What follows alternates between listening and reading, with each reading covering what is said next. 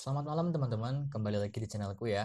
Tapi di video kali ini aku nggak mau bahas drakor, aku mau bahas sesuatu yang lebih penting lagi.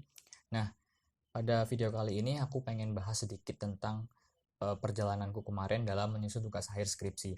Karena banyak dari teman-temanku yang kemarin masih sering tanya-tanya tentang gimana sih aku harus memulai langkahku dalam menulis tugas akhir skripsi. Gitu ya, mulai dari hal paling simpel yang menurutku paling simpel sampai nanti dalam proses penulisan tugas akhirnya gimana gitu. Jadi sebagian besar teman-temanku itu masih dalam proses penyusunan tugas akhir skripsi. Aku tetap support mereka dan semoga mereka tetap bisa berjuang menyelesaikan tugas akhirnya ya. Tapi maaf, aku kurang setuju dengan pernyataan yang bilang kalau nggak usah buru-buru ngerjain skripsi, kita akan lulus saat waktunya tiba gitu. Eh, itu menurutku ya mungkin mereka udah punya ikhtiar, udah punya usaha sendiri-sendiri di balik pernyataan itu ya.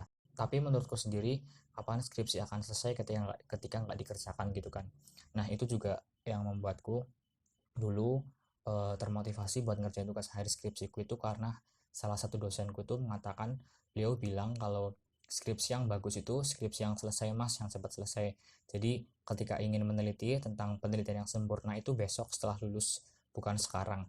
Nah mungkin aku menafsirkan dari pernyataan beliau itu karena pertama, ketika kita menulis tugas akhir skripsi maupun tesis itu kan pertama kita dibatasi oleh waktu, yang kedua biaya ya, karena di kampus kan kita tetap bayar UKT dan mungkin bayar apa namanya POP gitu kan, tergantung dari kampus-kampus kita sendiri. Tetapi hal-hal tersebut juga harus kita pertimbangkan ya dalam menyusun tugas akhir skripsi. Emang sih kita bakal lulus ketika waktunya tiba, tetapi apa aja yang kita perjuangkan untuk apa aja yang kita korbankan untuk menyelesaikan tugas akhir tersebut? Apakah dalam waktu yang cepat, dalam waktu yang singkat, atau justru lama? Kayak gitu kan. Eh, Mungkin ketika waktu kita lama itu apa namanya, kita bisa lebih santai, lebih sempurna dalam mengerjakannya. Tetapi apa yang kita lewatkan dari waktu yang lama itu? Misal ketika kita lebih cepat lulus, mungkin kita lebih bisa lebih cepat dalam apply pekerjaan seperti itu. Ketika kita lulusnya lebih lama, apa namanya, kita akan melewatkan banyak dari kesempatan untuk mendaftar bekerja. Di sini aku bukan lagi ngeklaim kalau orang yang cepat lulus itu cepat dapat kerja, itu juga nggak jamin. Tetapi setidaknya eh, tingkat kesuksesan kita sebagai mahasiswa ya, bukan setelah pasca lulus itu diukurnya dari kita selesai tugas akhir atau belum gitu kan. Jadi simpelnya menurutku pribadi, penyelesaian tugas akhir skripsi adalah bentuk komitmen kita dalam menyelesaikan studi di tingkat pendidikan tinggi. Nah, itu tadi ya sedikit pendapatku tentang motivasiku untuk menyusun tugas akhir skripsi gitu. Jadi, banyak dari teman-temanku yang sering tanya tentang penulisan akhir skripsi. Di sini aku bukan mau sok tahu, bukan mau sok ngajarin karena aku sendiri juga masih proses belajar. Aku belum tahu banyak hal tentang penulisan, tentang penelitian, tetapi ada hal-hal yang aku dapatkan dari membaca, dari bimbingan dengan dosen pembimbingku, dengan apa namanya diskusi melalui dosen-dosen yang lain, serta teman-teman, dan juga dari kesalahan-kesalahanku sendiri dalam proses penyusunan tugas akhir. Tetapi emang kebanyakan dari kesalahanku sendiri ya, karena emang kan kita kadang lebih gampang belajar dari kesalahan-kesalahan yang kita perbuat sendiri, gampang diingat gitulah istilahnya. Nah, di sini aku udah merangkum 4 hal tentang pertanyaan yang sering ditanyain sama teman-temanku, entah itu dari tahap awal ataupun ketika mereka udah mulai nyusun skripsi dan ada blunder, ada stuck di tengah-tengah, kayak gitu. Di sini aku tulis 4 hal ya. Yang pertama ketika mereka itu ingin memulainya, ingin memulai menulis. Yang kedua tentang kajian teori. Yang ketiga tentang grand teori. Dan yang keempat tentang metode penelitian. Jadi grand teori itu sebenarnya lebih masuk ke kajian teori sih. Cuman nanti aku bakal bahas sedikit tentang grand teori ini. Terus yang metode penelitian itu tentang kuantitatif atau kualitatif yang akan kalian gunakan gitu. Masuk ke pembahasan yang pertama ya, yaitu tentang pertanyaan teman-teman ketika akan memulai skripsi atau tugas akhir. Kadang aku sering ditanya sama teman-temanku atau mereka curhat, sharing gitu, aku lagi bingung, aku mau nentuin judul apa. Yang mereka bilang itu aku bingung mau nentuin judul ya, di garis bawahi. Jadi yang mereka tentukan itu judulnya. Jadi mereka bikin judul dulu tuh. Terus dari judul itu baru mereka kembangin menjadi latar belakang masalah. Pasti aku selalu bilang kayak gini, tolong rubah mindsetmu, tolong rubah cara pikirmu dari yang pertama kamu berpikir tentang kamu mau nyari judul, kamu mau nentuin judul, menjadi topik apa yang harus aku teliti. Karena kebanyakan dari teman-temanku itu, mungkin aku sendiri sebelum baca-baca buku juga masih, mindsetku masih menentukan judul ya, bukan menentukan masalah. Itu harus sebenarnya yang dimulai pertama kali adalah menentukan topik yang akan kita teliti. Jadi ketika kita menentukan topik itu, kita berpikir secara general dulu teman-teman. Misalnya nih, kita bakal menentukan topik penelitian tentang pendidikan. Kemudian kita lebih kerucutkan lagi, pendidikan yang seperti apa gitu. Apakah pendidikan formal atau pendidikan non formal. Terus teman-teman lebih pilih untuk meneliti tentang topik pendidikan formal. Kemudian dikerucutkan lagi, formal yang seperti apa, di jenjang yang mana. Apakah di tingkat SD, SMP, SMA, atau pendidikan tinggi, begitu. Nah, misalnya kalian lebih memilih untuk pendidikan tinggi. Langkah selanjutnya yang harus teman-teman pilih ketika kalian sudah memilih topik pendidikan di tingkat pendidikan tinggi sebagai topik penelitian adalah tolong amati permasalahan apa yang ada di sana. Misalnya sekarang kan lagi era pendidikan daring, pendidikan melalui virtual seperti itu. Nah, tolong teman-teman amati apa yang muncul dari pelaksanaan pendidikan daring tersebut. Pembelajaran daring tersebut. Masalah-masalah apa yang ada di sana. Nah, kalian inventarisasi dulu, kalian catat semua dulu. Semua apa yang muncul dari situ. Masalah-masalah apa yang ada di situ. Nah, dari permasalahan yang udah kalian catat tersebut, kemudian kalian konstruksi atau kalian susun menjadi sebuah latar belakang masalah. Kemudian ketika sudah menjadi latar belakang masalah, baru kalian generalisasi menjadi judul. Jadi, dari mana kalian mendapatkan judul itu? Dari latar belakang masalah yang ada. Selanjutnya, setelah kalian menulis atau menginventarisasi tentang permasalahan yang ada dalam pelaksanaan pembelajaran daring itu, selanjutnya kalian konstruksikan atau susun menjadi latar belakang masalah. Nah, judul penelitian ini kalian dapatkan dari latar belakang masalah yang ada. Jadi jangan kalian susun judulnya dulu, baru kalian kembangkan menjadi latar belakang masalah. Karena bisa jadi ternyata judul yang udah kalian buat itu bukan sebuah masalah di suatu populasi. Karena begini ya simpelnya, misalnya nih ada sebuah permasalahan di daerah A, ternyata di daerah B hal itu tuh belum tentu menjadi sebuah masalah teman-teman, karena permasalahan dalam sebuah penelitian itu sifatnya spesifik, dari satu tempat bisa jadi berbeda dengan yang lain gitu ya.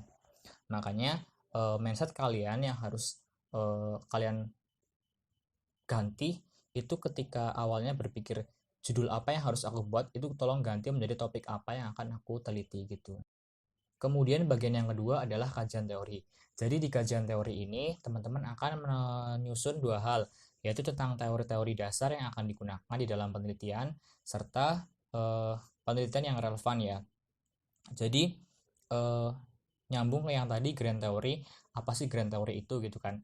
Setahu saya ya, jadi grand theory itu konsep-konsep dasar dari variabel yang akan teman-teman teliti. Jadi bedanya grand theory itu seperti teori yang paling dasar, yang paling mendahului, yang menjadi core dari topik atau variabel yang akan teman-teman teliti gitu ya. Jadi kayak bisa disebut yang pertama mencetuskan itu siapa sih yang mencetuskan konsep itu gitu. Kayak mungkin ketika teman-teman ingat tentang teori evolusi Darwin, itu kan menceritakan tentang evolusi. Nah, mungkin si teori Darwin ini adalah salah satu grand teori yang membahas tentang proses evolusi gitu. Kemudian bagian yang kedua di dalam kajian teori adalah penelitian yang relevan ya. Jadi banyak teman-teman mungkin yang masih menganggap sebenarnya apa sih fungsi dari penelitian yang relevan itu? Apakah cuman kayak buat nambah-nambahin aja atau gimana? Jadi penelitian relevan ini juga ada fungsinya teman-teman, nggak cuman buat hiasan gitu ya, buat tambah-tambah enggak. Tetapi fungsinya adalah untuk mendukung hasil penelitian yang nanti telah diperoleh oleh teman-teman. Misalnya dalam penelitian korelasional gitu kan, teman-teman ingin menguji pengaruh variabel X1, X2, X3 terhadap variabel Y gitu.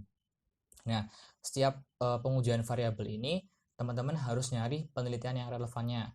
Jadi kalian harus cari dua ya, cari dua eh, contoh dari hasil penelitian. Yang pertama adalah hasil yang berpengaruh signifikan dan hasil yang berpengaruh tidak signifikan.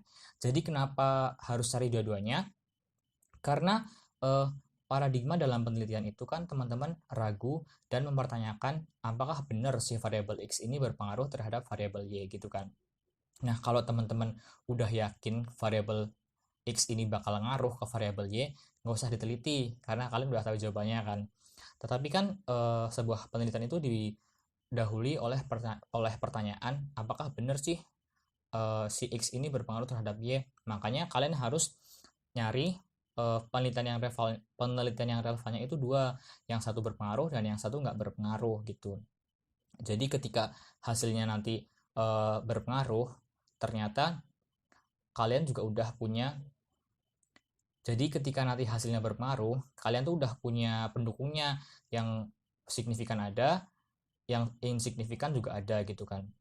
Tetapi ketika ternyata hasilnya nggak signifikan dan kalian cuma menyiapkan contoh artikel atau contoh penelitian yang hasilnya signifikan, maka kalian bingung sendiri nih.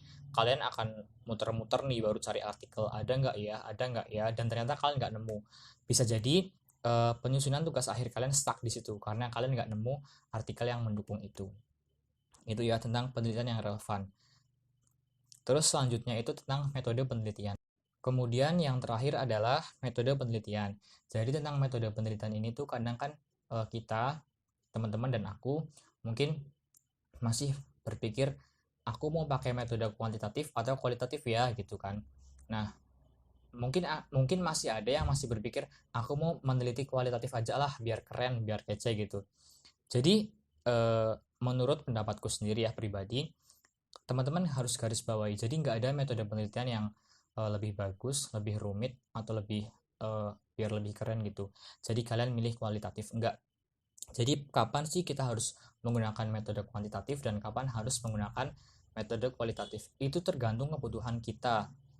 Karena bisa jadi suatu topik penelitian itu justru ketika digunakan metode kualitatif itu nggak cocok, dia harus pakainya kuantitatif, dan sebaliknya ada yang nggak cocok pakai kuanti, dia harus pakai kualitatif. Aku pengen nyebutin sebuah contoh di lingkunganku sendiri nih. Jadi katakanlah minat belajar dan dukungan orang tua itu mempengaruhi keputusan peserta didik kelas 12 untuk melanjutkan ke pendidikan tinggi. Ini misalnya ya, itu berpengaruh. Nah, di sini kira-kira metode apa yang bakal digunain? Yang lebih familiar biasanya kan kuantitatif gitu kan. Ternyata setelah ditelusuri lebih jauh itu populasinya cuma 12 anak. Kan nggak mungkin digunakan metode kuantitatif ya, karena jumlahnya cuma 12. Dan dari 12 anak ini yang 75% itu anak SMK dan yang 25% anak SMA. Itu jadi populasinya nggak homogen ya, macam-macam, ada yang SMK dan ada yang SMA. Itu kan mungkin lebih membutuhkan nanti kayak pembahasan yang lebih mendalam. Makanya lebih cocok kita gunakan metode kualitatif gitu teman-teman.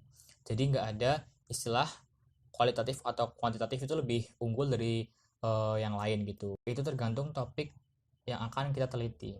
Sekian ya teman-teman apa yang pengen aku sampaikan, terutama tentang pengalaman aku sendiri dalam menyusun tugas akhir skripsi. Semoga bisa membantu kalian yang terutama nih yang masih dalam proses mau menulis tugas akhir.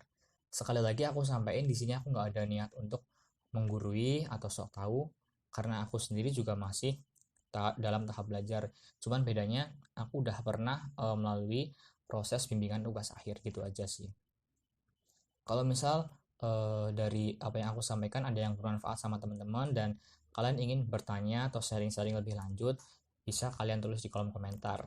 Atau kalau yang kenal aku secara personal, bisa juga tanya ke aku.